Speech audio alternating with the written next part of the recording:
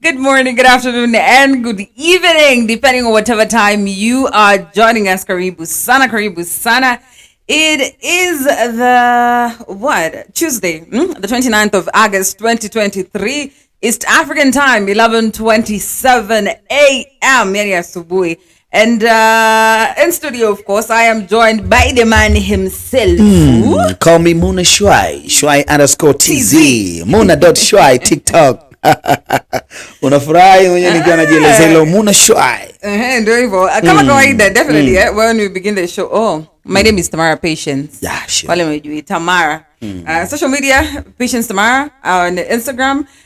Pale TikTok t.a.m.a.r.a.h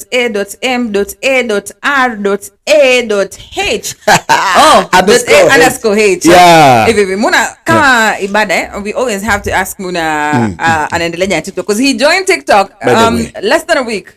How's the progress? My TikTok is growing up. Siku hadi siku zinaongezeka. Viewers zinapanda. Viewers ni mingi sana. Sasa hizi imemdouble age ya somebody. Yani somebody age yake imedouble mara mbili. Kwa hiyo yeah, the progress is higher. You're proud. I'm proud on it, by the way. And I'm still insisting you guys to follow me on my TikTok account. Please, I beg you. Munifollow huko kwa sababu kuna mambo fulani nitaanza very soon. Nitaanza kupandisha content ambazo zina namna fulani hivi ya kuburudika, kubambika, si ndio So Muna.Shwai kule TikTok mambo yanakuwa mazuri zaidi. Most definitely. Na kabla tusonge mbele, obviously, if you are new, karibu sana, and also if you're returning, karibu sana, feel at home. Most definitely ensure that you go and subscribe to our YouTube channels at Kenya News Alerts TV pale YouTube at channel 47. At channel 47, channel 7. 47 kuna no. Hamna shida. 47 imekuwa kwangu. Na imekuwa mdomoni kwako tangu asubuhi na kuona kidogo mala AKA 47 mala NEWSCOP. Kupatana AK47 mingi huku nje. We are talking about guns a lot. Sure. But good things, positive vibes. I got it. Ndio. Go follow us on our Channel 7 News TV East Africa. Facebook pamoja na YouTube tuko hivyo. Channel 7 News TV EA East Africa. Most definitely. Na wacha tuvuke pole pole.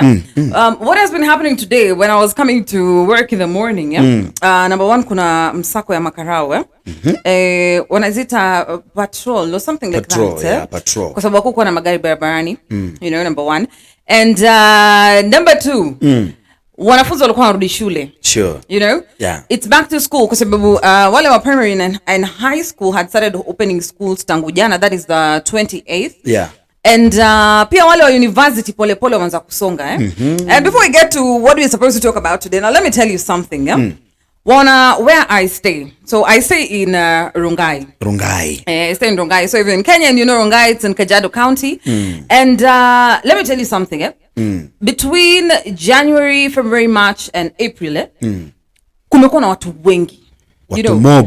There were a lot of people, a lot of young people, a lot of youths. Unaget? Sure. Yani to an extent that even when you're walking at night, kitu hivi midnight, ulikuwa unapatana na watu kwa barabara. Kulikuwa kuna kani kama saa moja hivi, you know? Sasa. But come May, January, February, March, April, May, June. Yeah, come June, July, August, September. Barabara zikakuwa hamna watu, you know?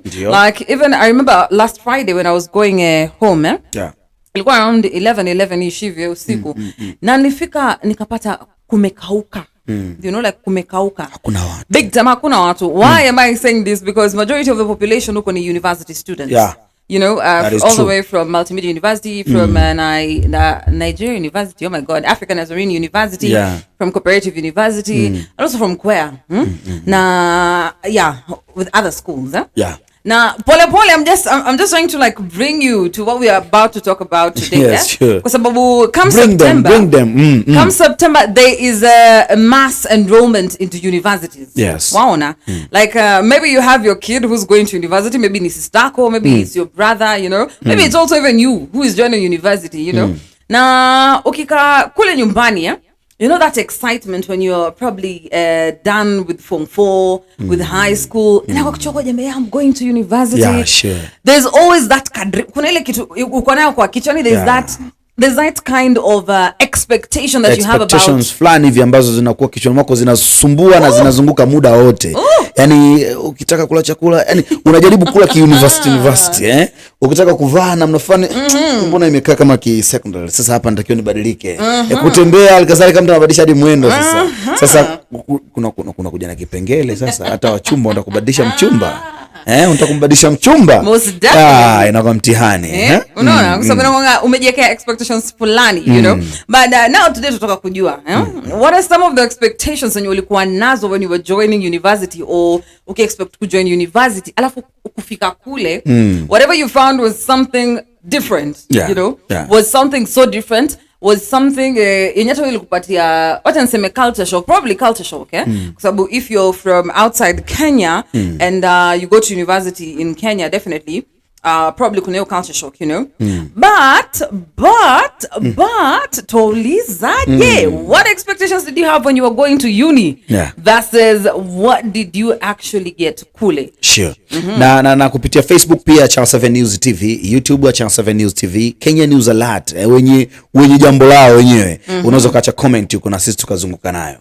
Mimi binafsi nikwambie kitu Tamara, at first nilivyokuwa na join university, ilikuwa ni kitu tofauti kwa sababu kwanza kuna kitu kimoja kilikuwa kina click kichwani. Sasa naenda kupumzika kusoma. Ushanielewa? Nakuelewa. Nilikuwa na ile sasa naenda kupumzika kusoma. Assignment za huko. Zinasumbua. Yani nikasema hapa sasa natoka huku kwenye masomo mengi huku, sijui masomo unajua by the way sisi tukitoka kwa mfano sisi Tanzania tulikuwa tukitoka form 4 it's like tunaenda form 5 na 6. Tukitoka form 5 na 6 tunaenda university. Sasa form 5 na 6 at least unasoma masomo matatu ambayo ni lazima, yani ndo combination yako. For example unafanya physics, chemistry na biology, manaki you're taking PCB. And then that is PCB. The combination is called PCB. It's like physics, chemistry, and biology. And then baada ya hapo kuchukua physics, chemistry, and biology, manake you have to take also mathematics. Pale inakuwa kama addition subjects. Unachukua mathematics na unachukua na general study, GS. Kwa hiyo inaongezeka mbali inakuwa matano. Ukichukua physics, chemistry and mathematics, manake unakuwa unafanya PCM. Pure mathematics unaisoma pale. Kwa hiyo unasoma general study tu, unaongezewa pale na I don't know the other one kwa sababu sikufanyaga hizo. So kwa wale wasa wengine wale kwa mfano HGK maana yake history, geography and Kiswahili, HGK. Kuna wale wa HGL maana yake history, geography and language. So kuna kuwa na combination ukimaliza form 4. After kumaliza form 4 unakuwa na combination zako. Labda mimi naenda kwenye mchepuo. Mchepuo ina speak about mchepuo maana yake like unaenda kusomea nini? Maybe business. Kutakuwa na combination yako kwenye business. Maybe arts, kutakuwa na combination yako kwenye arts. Maybe science, kutakuwa na combination zako kwenye science. So inakuwa inaendesha hivyo. And then ukitoka pale sasa chuo kikuu unaenda kufanya nini? Ndio inategemea na umetoka na combination gani huko form 5 and 6 and chuo kikuu unaenda kufanya nini. Kwa hiyo form 5 and form 6 una labda unakuwa unachukua HGK, maybe history, geography and Kiswahili. Plus unafanya pale mathematics ambayo sio pure applied tu na kwa applied mathematics na general study. Kwa hiyo inakuwa masomo matano haya. Sasa unavyoenda university manake unaenda kufanya combination ambayo wewe unatamani kuifanya. Sasa kutoka kwenye HGK maybe au HGL unaweza kupata labda hapo journalism and mass comm. Ukitoka humo umeona. Kwa journalism and mass comm sasa utakapoenda kufanya journalism and mass comm, mwanafunzi ana expect kwamba anavyoenda university anaenda kupunguza idadi ya masomo yale. Anaenda kuchukua tu kitu kimoja. Hicho ndo kitu ambacho kilikuwa kina click kichwani mwangu. Lakini nakwambia kabisa mzazi kwamba siwezi kwenda chuo mpaka yani unihakikishie kwanza namna fulani begi limejaa nguo. Yani begi limejaa nguo fulani. Yani it's like naenda mimi naenda kuwa mpya huko. Kwa hiyo lazima ni shine. Kuna vitu fulani una expect kichwani afu unachoenda kukutana nacho. Salale. No. Wasema ngakumbuka masomo because I remember when I was in my final year university. Ilikuwa wakati wa COVID unfortunately, And let me tell you. Nikikwambia ilifika mahali mpaka mimi nikamwambia, I told my lecturer nikamwambia mimi itabidi umeachana tu na mimi tupatane next semester kwa sababu masomo ipo. You know, like you read to understand. Ndio. Unaona that's the difference. You read to understand. Though kuna wale yenye they cram for exams but it's not easy. It's not easy. Na kabla tuonge mbele obviously we have to welcome a few people who are tuned in. Kuna Kenny Amani pale Facebook. We have Ann Mugaka, karibu sana. We also have Libon, Aaron, Beth. Most definitely I'm going to be reading your comments in a few, but karibu sana, feel at home. Keep on sharing your experiences za pale university. What were your expectations versus what is the reality? So kuna Kenya Amani pale yosema njaa ndio inatesa watu huko campus, you know. And let me tell you something. There is a friend of mine yeye akiingia uni alikuwa anarate story alikuwa ananiambia yeye expectation yake ilikuwa unajua umetoka mashambani what you eat mostly inakuanga the heavy foods, you know. Yeah, sure. Balanced diet. Balanced diet ile lazima, you know. Probably ugali, beans. Mnaitaje beans kwa Kiswahili? Maharagwe. By the way. Maharagwe, pojo. Is this maharagwe? By the way nilisawa kumbe naongea na mtu wa Cambridge. Wacha choma. Alivyoipiga hiyo mnahitaji kwa Kiswahili tunaita maharage. Naam, you know, so you always have that expectation. Kwanza sana umekaa home, Yeah, sure. Definitely umekaziwa, for example, and maybe probably people at home, mko watu wengi, and you have to eat what is there. Unaona? Yeah. So wakishoka me when I go to campus, I'm gonna eat whatever it is that I want to eat. Unaona? Even my pizza every single time, because you see people doing that, for example, like right now, the hidden gems, unaona, my hidden gems utakuwa tunaenda. First of all, let me tell you the reality that is there.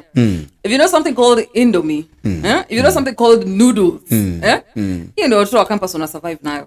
You know, sometimes you don't even get food. Yeah, sure. You know, it's like, it's so serious, you know. Yani unakuwa kama umefunga hivi, it's like kama wenyewe nakwambia it's like kuna neno moja nataka nitumie hapa. Kufunga, fasting. Kama upo kwenye fasting. Na ni ya kulazimishwa, si ati na ni ya kulazimishwa, by the way. Si optional.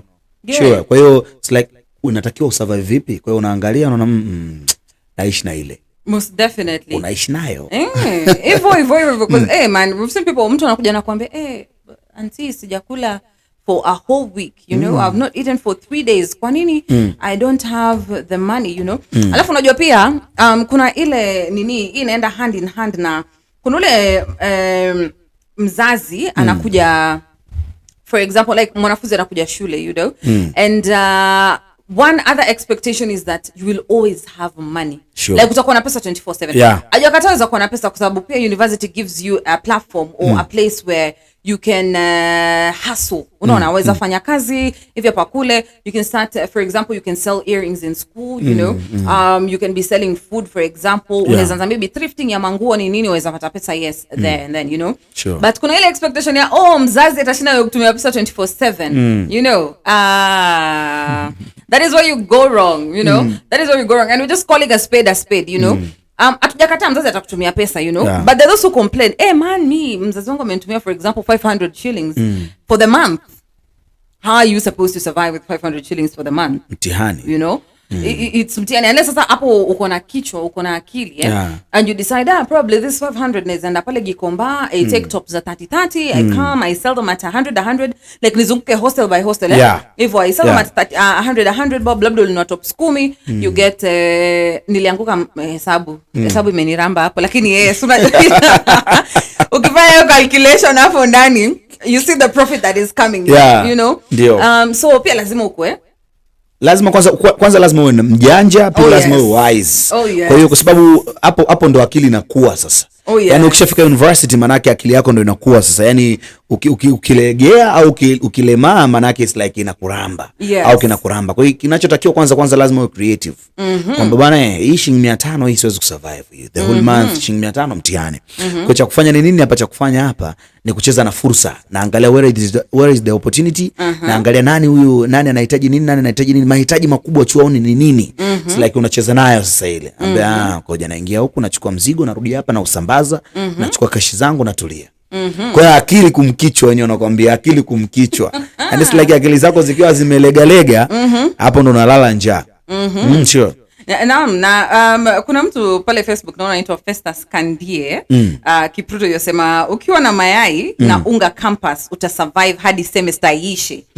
One heavy meal from it will sustain you will sustain you all other food breaks, of which kusema ukweli, we've seen people who like eat 1 meal a day, sure, you know, and it sustains you like for the whole month, yeah, you know, because by the end of the day you gotta survive. Na tunawaambia reality, na hivi vitu ni mazoea tu US, like ukijitengenezea hiyo formula kwamba sasa napiga natulia saa 4 mpaka saa 6 hivi naamsha kitu changu kwenye tunitaga dongo hilo, yani it's like nakitoa na upika ugali wangu mmoja mzito na kiufinya mpaka tena kesho. Sio unanielewa, yani kiufinya mpaka kesho.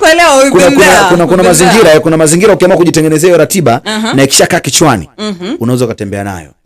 Ila ikitokea umetengeneza mazingira hayo alafu unaona kuna mtu anakuja na kubadilisha mazingira na unataka kuishi kwa kupretend, kitakuramba. Most definitely. Sure. Kuna kwa mtandao pia kuna mtu anaitwa Laibon Aaron Bet. Anasema, I have been the president of a university in Kenya, and I can tell you that it is a suffering zone. Love, finances, hunger, stress, and even academic piles pressure on comrades. So huyu anasema one day akipata opportunity atakuja studio for an interview na so most definitely we'll welcome you, Aaron, kabisa.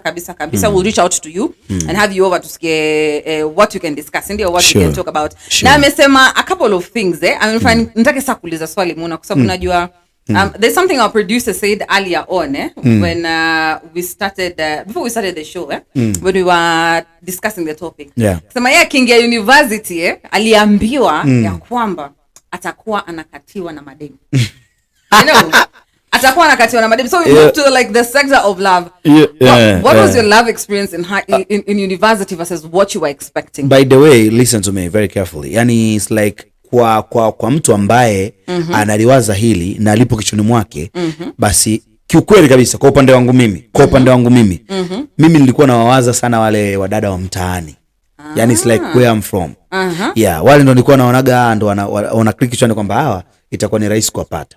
Kwa sababu kule university kitu ambacho kilikuwa kichwani sana na mtu ambaye alikuwa anaelekeza mambo ni mama. Ndio kuna magonjwa huko. Yani unaomba unahisi hawa walikuwa university wote wanaumwa hawa. Na sasa kuna magonjwa kuna watu huko yani wana magonjwa hatari. Nadhani alikuwa ananitengenezea mazingira ya uoga ili nisiwe ile chakaramu wenyewe nakwambia, nisiwe ile mtu wa hangai kuhangaika na watu, si ndio? Kwa hiyo kwa ananiambia ananitisha kwanza, ananiambia huko university kuna wadada wamesha yani hawana afya nzuri, kuna wadada wana matatizo, kuna magonjwa, kwa hiyo ukienda kwa kichwa inakula kwako. Kwa akili yangu ikaona nishakuwa tayari. Natoka mtaani naenda chuo. Maana yake kwanza kule university kule nikitoka kule nikiwa narudi mtaani kwangu wa chuo huyo. So unajua natoka chuo. Huko na mazingira mwenyewe kwa jitengenezea kama ni wa kulikatia hivyo. Maana yake like nilikuwa najua mazingira mtaani kwangu, sio chuoni. Na nilipofika chuoni kweli kuna mazingira nilikuwa nayaona. Watu hapo it's like simple tu kuzungumza nao, lakini kuna namna fulani kuna expensive shit fulani zilikuwa zinaendelea. It's like ukimsogelea mdada mtu unakuta kucha imeng'aa. Kucha imesuguliwa hii. Alafu huko ana vile shadow zake fulani hivi. Yani namna fulani kama picha kama hivyo producer kama unavyozoom hivyo. Mr. Producer mimi si unamuona yani kama hivyo mdada hivyo anavong'aa anavyopendeza hivyo. Ukiangalia kifuani kuna vieni, masikioni kuna ndio hivyo university wanakuwa kama hivyo yani. Sema wewe kidogo kuna improvement zingine nazo ambazo namna hiyo. Kwa hiyo nikawa nakutana watu kama nikaona mwenyewe tunasema hapana, hapa siwezi kuingia. Hapa siwezi kuingia. Na kweli tukiwa tunatoka nje ya geti, like unakutana tu na kuna Verosa fulani imepaki pale. Afu mdada wa mtu kama anakuaga hivi bye tomorrow. Unatembea zako unarudi hostel, mwenzako anaingia kwenye Verosa anafikishwa. Kwa kuna namna fulani mazingira ya chuo ukiingia kichwa kweli unakuwa kichwa kweli. Most definitely. Sure. Na it is something hatuwezi dispute kwa sababu sana kwa the males. I was saying even my brothers because I have a brother and the friends from university. Unakana watu chini wanakuchapia story wanakuambia manzasi tulikuwa tunajua tukiingia uni like mademo atakuwa evil left right and center, you know. But that's not the case. Kuna wale wako, you know, it's there, but then you need to have funds. Sure. Unaona kwa sababu we've had a lot of topics of discussion na tukasema at the end of the day kuingia kwa the dating scene, kuingia kwa mahusiano na watu, uhusiano ni nini, you need money, you know. Na sasa una imagine you don't have money for you have only money for one meal per day. Utatoa pesa za kutengeneza msichana wenyewe makucha.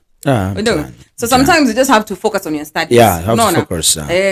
Vile inafaa. Na on top of that, samahani kidogo, sijajua system ya Kenya iko vipi katika wanafunzi wakienda kule chuo. In our systems, like ukifaulu vizuri from 6 manake unaenda chuo, kuna vitu vinaitwa boom. It's like tunapata boom kama serikali kama inakupa fedha za kusomesha. Kule system hiyo ipo, it's like unapata fedha plus hostel za serikali. Tafsiri yake ni kwamba au hostel za chuo manake unapewa chumba pale. Sasa anayekupa ruhusa ya chumba ni nini? Ni nani? Ni kiongozi wa chuo. Na anakuwa ni mwanafunzi lakini anakuwa ni president wa chuo. Manake system yote inakuwa iko pale. Kwa hiyo hii speaking of love nitaka nizungumzie hapa. Huu ndo muda wa viongozi. Okay, sisi by the way kuna kuwa na president wa chuo, kuna kuwa na prime minister wa chuo, kuna kuwa na ministers tofauti wa chuo, kuna kuwa na wabunge wa vyuo. Ushaona, na kutoka katika vyama kabisa, vyama vya siasa. Yani kwa mfano hapa labda Azimio kwa pale the Nairobi of University, kuwe na chama cha Azimio, kuwe na nini, kuwe na hivyo. Na sisi hiyo system ipo kule CCM, sisi Chadema wapo. Kwa hiyo wanaokuwa nashikilia mamlaka ya chuo manake wanakuwa wanafanyiwa uchaguzi kama ilivyokuwa serikali kawaida. Kwamba kuna uchaguzi unapita, anachaguliwa rais, anachaguliwa waziri mkuu, anachaguliwa mbunge, anachaguliwa hivi, unaona. Kwa hiyo muda ambao wanafunzi wana report shule kwa mara ya kwanza for the first year, maybe first year, wale viongozi sasa ndio unakuwa muda wao kutamba. Yani kama mtu ni president manake majina ya wanafunzi wote yanapita kwake. It's like ndo anajua kwamba mtu fulani atakuwa chumba fulani block fulani. Kwa hiyo ukijifanya nani mkazaji manake kuna chumba unaweza usipewe chumba. Ushaelewa? Kwa unakuwa ni muda fulani wa viongozi. Kwa speaking of mahaba hapa, ukitoka na mapenzi yako nyumbani huko kwamba sio na mdada wako au sio atakuja kiongozi apite naye kinakuramba tena hivyo. Simple and clear. But it's called university, you know. Naona pale kwenye comment section ugali mayai is the popular thing, Wakenya na ugali mayai, lakini naelewa kabisa ugali mayai is the biggest thing, tuko na Paul Babu Irungu yasema some of cookers are complaining why are they charging who we are cooking sielewi. If you could write what you want to write tuelewe, tutashukuru. So kuna Edward Njuguna yasema going through university in Kenya is not easy. Acquiring the certificate in Kenya University is an achievement on its own, definitely yes.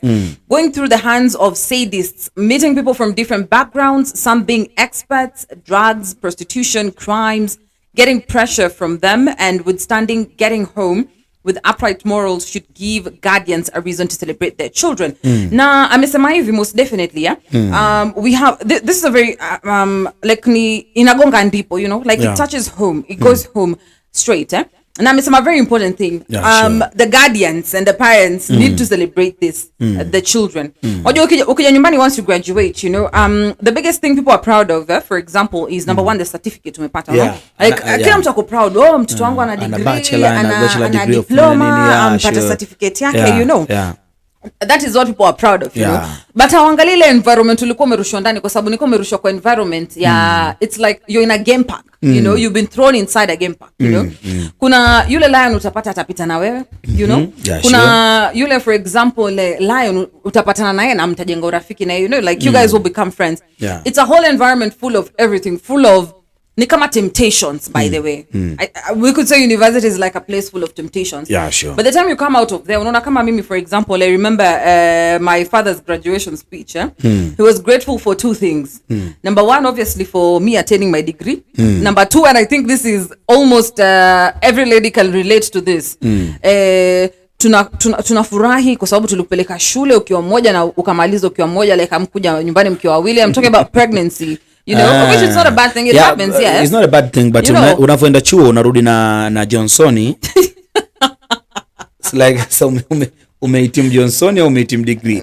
Kwa kuna namna fulani wazazi wanakuwa na ile namna yao ambayo inawachukua ile. Ndio hiyo. But you see, as he explains, uko in an environment where uko surrounded na watu want to maybe hadarati, point to drug abuse, point to prostitution, and you coming out victorious, you know, it's something really major, unaona, kwa sababu unajua mzazi, when you come out of home like mpaka nimeanza kusikia joto sasa, when you're coming from home and you're sending your child to school, unajua kuna kungana ile ya kwanza kwanza wazazi inakuanga hivi, let me just paint a clear picture of what happens, what I see. Mzazi wako mnatoka naye nyumbani na kusaidia mpaka kupack suitcase nini, it's like you're in high school all over again, you know. Akusaidia kupack suitcase nini, akulete mpaka shule. You know, atake kujua mtoto wangu analala wapi, akupeleke mpaka hostel, ajue mtoto wangu analala hapa na hapa, you know. Akae chini akupate mawaidha kwamba you know university kuko hivi na hivi.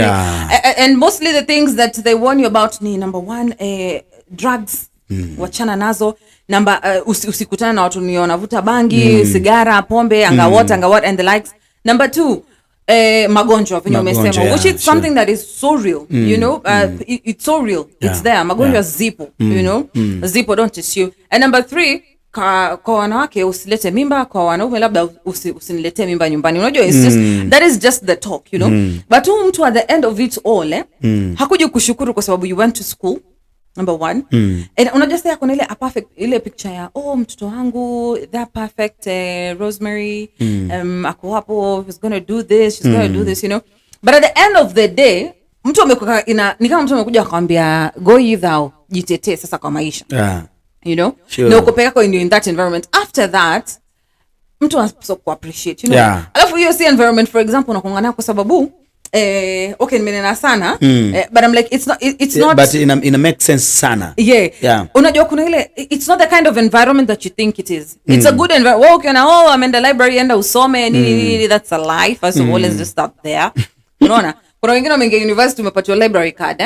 You don't even know hata ujui library iko kona gani ya shule. Let's just start from there. Na ukienda kule wakati mwingine unakutana mtu library kabisa, yuko library lakini amesinzia. Yaani amesinzia kabisa, kainama hivi. Anajifanya kama amesoma hivi.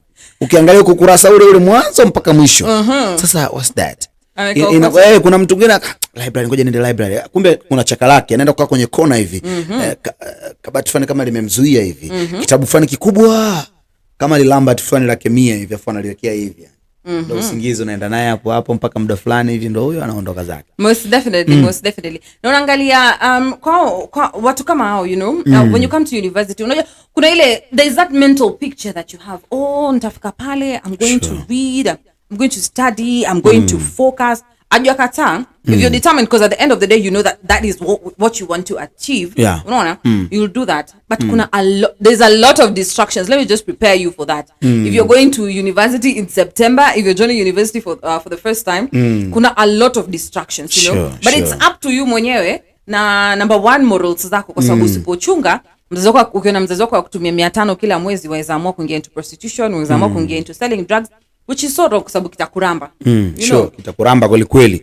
So kidogo kweli. Ukitoka na expectations zako kwamba mimi naenda chuo na hapa sasa hizi tayari nishajipanga hapa kila kitu na kule naenda kumpata mchumba wangu vizuri. Kuna mazingira yanatakiwa yani jua tu kwamba yale ni mazingira mapya.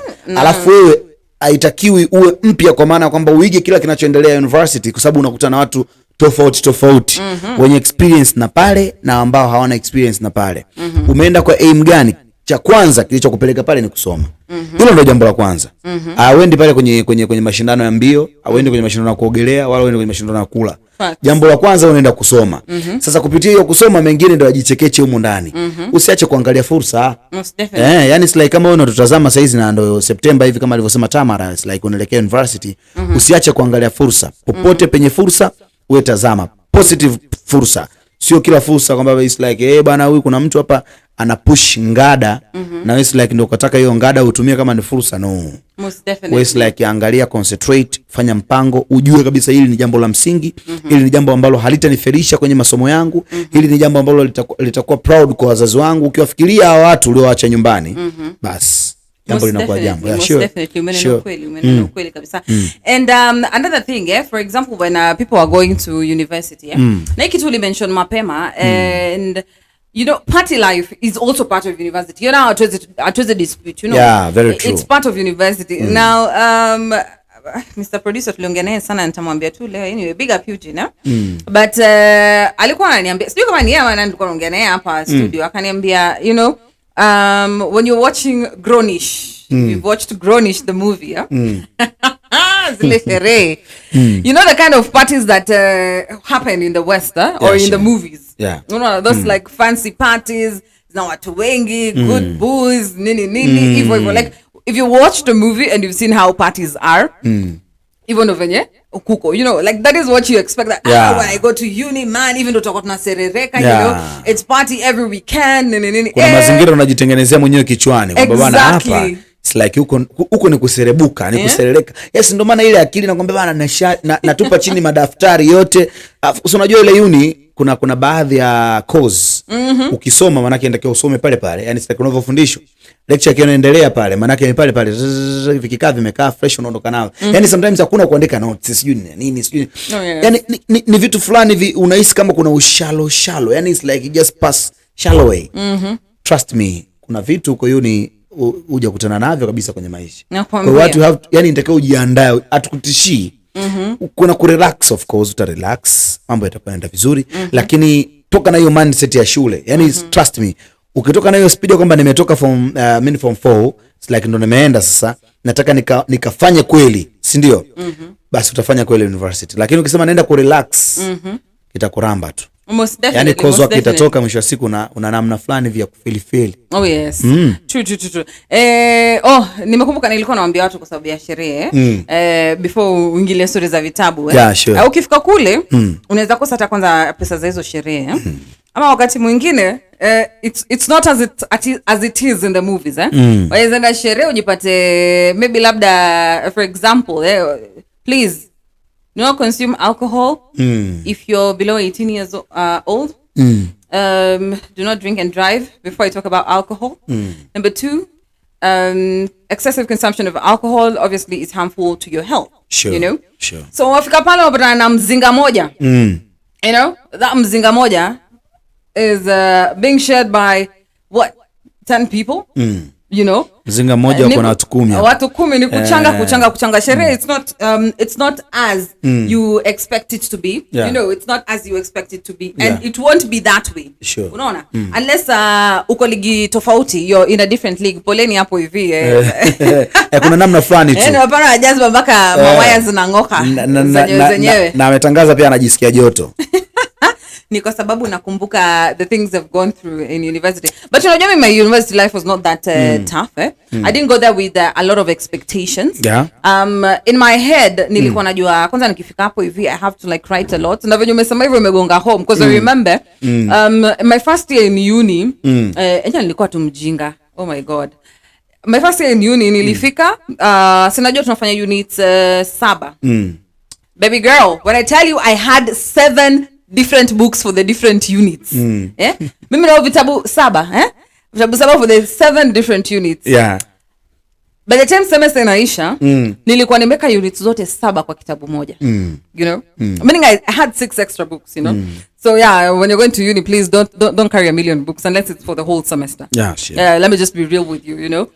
You'd probably do 1 book you write at the front, 1 unit at the back, 1 unit. So if you're doing 7 units, that's like having what 3 books. 3 books. You know? 3 books. Moja utashare vipi? Na ingine labda itaja ndani, you know. Another thing, oh my god, you tumongelea masomo because you know we're preparing this course. Hapo kwenye kusherehe hapo. Kwenye sherehe nataka nikuulize back in the days. Kitu gani, nyimbo gani ilikuwa inakubamba ukiingia kule? Maana sasa hizi kuna nyimbo imetolewa hiyo. You know, sisi ni walevi. Napenda kamyeso. Sasa wewe mwanafunzi umekuja tu kutoka huko si haya huko, it's like umechaguliwa hapo sasa unasoma. Sasa haya mambo ya ulevi ulianza lini ndugu yangu? Mpaka ujitangaze sisi ni na glasi juu namna ile. Ndio hiyo. But usema nini sherehe si mbaya. You know, as long as upiga sherehe responsibly like yes. As long as upiga sherehe responsibly because at the end of the day kumbuka mzazi aliuza ng'ombe, isikuwa aliuza ng'ombe apeleke ng'ombe nyingine shuleni, si ndio? Kwani aliuza ng'ombe apeleke shuleni so that you can help yourself, you can also help your family. You know, Ivo. So we were talking about class, maneno ya class. So another expectation. Now, please share widely this live to wale wanaingia university. Wale wako na watoto wanaingia university for the first time ndio wajue mapema, you know. Let me just na kuna namna ya kujifunza, by the way watajifunza vitu vingi. Exactly. Preparing you psychologically. The thing about education in university is that mwalimu atakimbizana na wewe, you know. Yes. That she is going to come to class, the lecturer, not the teacher, is going to come to class. yanabadilika majina. Nakwambia yanabadilika. Lecturer. Atakuja class akupatie, atasema mbele, labda aongee aseme good morning. Today we're going to talk about sijui nini awapatie. Definitely unit 1 the first day na kwa introduction akupatie like a brief of mtasoma nini semester mzima. Yeah, sure. After that possibility za kusakona mwalimu tena, of which it's so wrong even in the system. But another thing is that mwalimu atakaa chini akikudictatea ati notes venye ulikuwa unaandika chemistry. Yes. You know, venye ulikuwa unaandika ati physics. You sit down, you start writing notes, calculators and everything. Hapo ni wewe ukisikia mwalimu Kenya anasema ina make sense, you write that. Yeah, another thing, the teacher is going to teach probably 10%. 90% that is your... ni wewe na library ama uamue ni sisi ni kamunyweso. Alafu uanguke mtihani upate supplementary namna fulani. You know, like you have to be, lazima ujue how to balance between masomo and also your free time. You know, but hapo kwa masomo usipochunga mbaya sana. Kitu gani kinakukumbusha it's like ukiwa uni mwaka wa kwanza?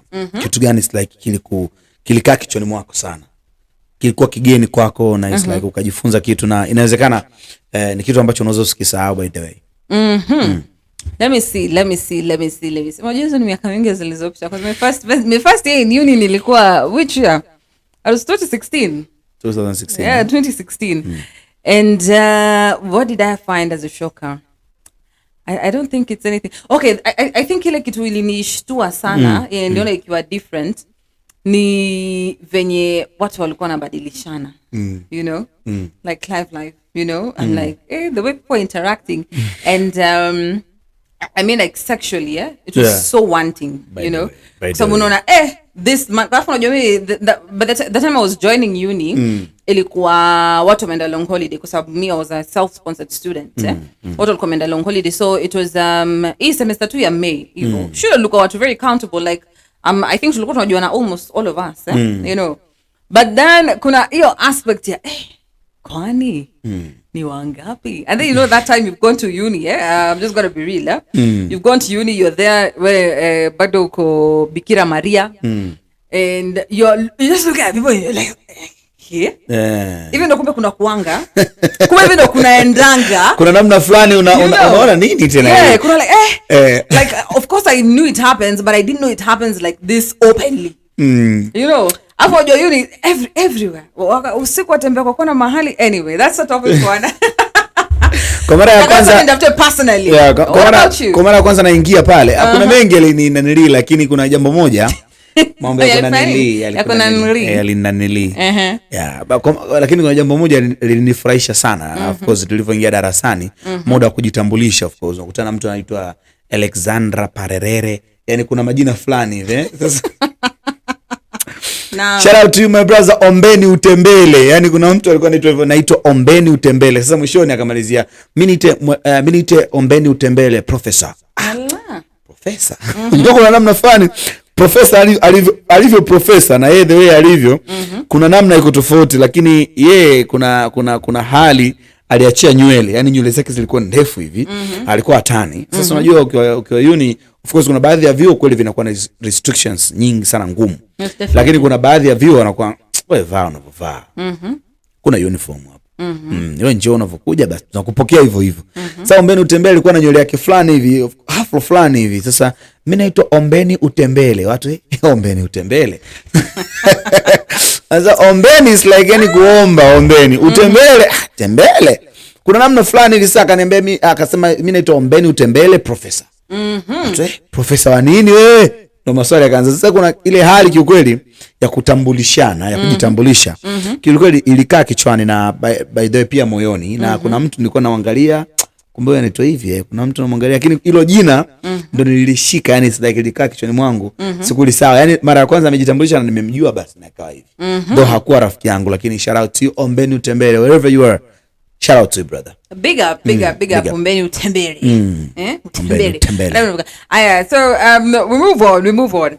Now another thing that itakuja kama a piece of advice to my young brothers and sisters who are actually joining university or who are thinking about joining university. Sure. Ni ya kwamba most people join university with ile mindset ya nitaingia shule nisome and once I'm done I'm gonna get a job. You mentioned something like that. I'm going to be employed, I'm gonna be rich, I'm gonna that one. Let me tell you, Maina. Or let me tell you, Muna. Anyway, let me tell you, Muna. Sometimes it's not that way. Yes, atujakata kuna wale huenda hivyo, you know, like you come to uni and your expectations actually met, you know. Yeah. Wasoma and everything. After all that, you get your job, you know. But let me tell you something. Ila mindset, ukinge university, consider yourself a hustler. Number one. Unaona? Very true. Find means and ways of getting money. Legal means and ways of getting money. Lazima ni emphasis on the legal ways. Njia, wasema njia? Njia halali. Njia halali. Yes. Na ile nyingine inakuwa haramu. Wachana na hiyo haramu. Go with the halali ways. Yes. You know, because let me tell you something, once you get to uni, and I wish I knew this earlier, you know. Once you get to uni, yes, ndozo kwa atakusupport and everything, you know. But once umemaliza hivi, you know you're on your own. You know, ukimaliza hivi you're on your own. At that point, ni wewe mwenyewe ujifanye nini? Ujishughulikie. You know. Sawa. And lazima ujitume. If ungerudi first year, ile biashara unadharau ile ndogo ile ya kuuza. Sijui mimi I've seen people even selling uji in university. Na kuelewa, kuelewa tamara to the extent tunachokiongea, yani ni yani nakielewa. Just to sustain themselves. Na acha nikwambie, unaweza jaribu mara ya kwanza kikurambe. Sure. Ujaribu mara ya pili kikurambe. But once you go to the third time, vitu zinaingiliana vizuri ya. Exactly. Like if ila mindset ya relying on your parents 100%. Na nawaambia kwa sababu this is part of me which I regret, you know. Yes. And probably it will help you out there. So tota mimi pia. Cut it out. You know, cut it out, like where hustle, you know. Start building your wealth ukiwa hapo. Usikone ile mindset ya nikifika kule mzazi wangu ndo atakuwa anifanyia kila kitu. Yes, mzazi anakufanyia kila kitu, but start getting your own. Yes. Usifike hapo tu university is just relaxation, sherehe, nini hivyo. Na hicho na kusiamsitizo hapo Tamara, hicho unachokizungumza kina make sense na ni kizuri sana kukifanya na kukianza pale tu ambapo unaingia chuo. Exactly. Na wewe kama wewe unafanya course gani? Hiyo course unayofanya is like sawa, ichukulie nini, lakini kitu gani unakipenda moyoni? Kitu unachokipenda moyoni basi ondoka nacho hicho. Kwa sababu point yangu ni kwamba kwa mfano sisi tuliofanya journalism and mass comm, tulivyoanza tu chuo, kuna marafiki tulianza na, yani tumeanza wote pamoja. Kuna mtu aka create account Instagram, kuna mtu aka create account YouTube, kuna mtu aka create account wapi. End of the day tunamaliza, it's like maybe 3 years au sio? Yeah. Tunamaliza chuo, mtu ana subscribers 1 million. Wapo, yani na marafiki zangu wa 3 wana YouTube strong, yani zina nguvu na ni power, yani ziko sawa yani YouTube zao, na zinaingiza fedha vizuri, na it's like yani wana ofisi zao na vitu kama hivyo. Walijua walicheza na opportunities. Kwa unavyosema ungejua wewe, hata mimi pia ningejua back in the days. Sasa ningekuwa mbali. Ningeanza mapema. Kwa hiyo kitu ambacho nakiona na it's like na kipo, wewe unaenda chuo, unakutana na ushauri wa kaka yako hapa sasa na dada yako. Tuko hapa tunakushauri kabisa. Maana yake it's like umepata hiyo opportunity na umepata hiyo bahati, si ndio Kile ambacho unakiwaza kukifanya, ukisema nitakavyomaliza chuo, anza hapa unapoanza chuo. Oh yes. Kumbuka tu kisikutengenezea mazingira magumu ya kuchanganyia masomo yako na hicho unachokifanya. Kama ni biashara, basi iwe ni biashara rafiki ambayo utafanya biashara wakati huo darasani hautakosa kuhudhuria, si ndio Kwa hiyo kama alivyozungumza Tamara, kuna watu wanafanya biashara ya uji, lakini kuna watu wanafanya biashara ya nguo sendo. Yani like mtu anauza viatu. Mtu anauza nguo. Biashara nzuri sana chuo. Weekend yako nzuri au muda wako wa siku za wiki ambazo huna kazi, like angalia unaenda zako sehemu ambayo vinapatikana hizo materials ambazo unataka kuziuza chuo au kuzisambaza, weka, tumia Instagram account, tumia TikTok, fungua online page yako nzuri kabisa, unafanya hiyo biashara online, unafanya hiyo biashara pale chuo. Tobo lipo. Most definitely. Yani tobo lipo, it's like baada ya miezi kadhaa utaona kuna mabadiliko, na kama alivyosema Tamara, it's like kama utaona mara ya kwanza mtihani, mara ya pili mtihani, jaribu tena ya tatu, usikate tamaa. Kila kitu kitakuwa sawa. Almost definitely. Sure. Most definitely. Do not fear. You know, do not fear.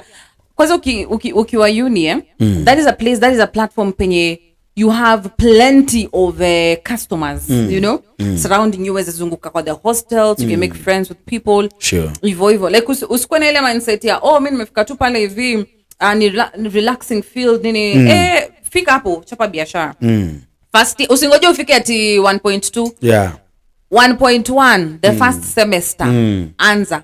You know, yeah. And also another expectation that people have as we're almost winding up.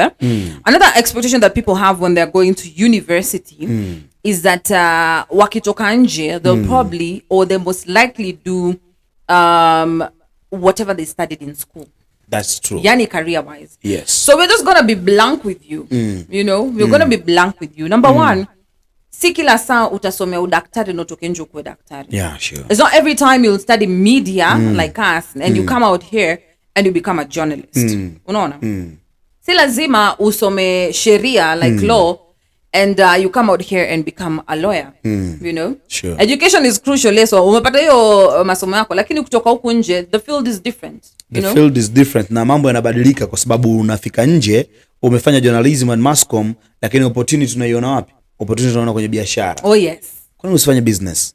Kwa hiyo sio kile ulichokisomea ndio kinganganie nacho, unakuwa kinganganizi. Oh yes. Kwamba nasubiria sasa serikali itangaze ajira za walimu. Utangoja kweli kweli. Haya walimu wao wanasubiri wako wangapi? 200,000 na kitu. Walimu wanahitajika ni 50,000 na kitu. Tafsiri yake ni kwamba wewe like ucheze na opportunity, ucheze na fursa ambazo unaziona zinazunguka katika maeneo ambayo unaishi. Oh yes, most definitely, most definitely. Yes. Na hii mambo ya kujifanya sasa ndio umekuja mtaani kwako, eti ndio wewe mwanafunzi, it's like siwezi kufanya mfano sana mzuri wa dada zangu hawa. Sawa, hawa ndio wanakuwa ma sister do sasa. Ameshatoka nyumbani kaelekea chuo, katoka chuo kurudi nyumbani sasa. Kila kitu kinabadilika. Mama yake akimwambia bana masufuria hayo machafu hebu fanya mpango yasafishe. Mikono yake kucha ni ndefu, imeshakuwa milaini to the extent akishika sufuria hivi namna fulani. Mimi niko na marafiki zangu wawili. Nitatolea mfano kesho kutwa. Hao mabwana ni ma degree holders, right? Wako na degree zao safi kabisa. Lakini mmoja ni dereva, mwenzie ni conductor. Yani it's like wamechukua dala. Naam. Matatu yao moja safi kabisa. Sawa ni ya ndugu, ni ya anko wa yule dereva, lakini wakaona hapana. Sisi degree yetu ngoja tumalizane nayo hapa. Speed wanayofanya nayo kazi. Budget wanayokuambia wanaitumia kwa siku. Saving wanayoifanya kwa mwezi. Trust me, zinaendana sambamba na mtu ambaye ana ajira. Exactly. Na mtu ambaye yani vile tena hawa makondakta na huyu dereva zinazidi. Yani nazidi kiasi kidogo. Kwa hiyo ni namna ambavyo wewe unajitengenezea mazingira, lakini pia ile fursa ya kuajiriwa wao walikuwa hawajaipata before.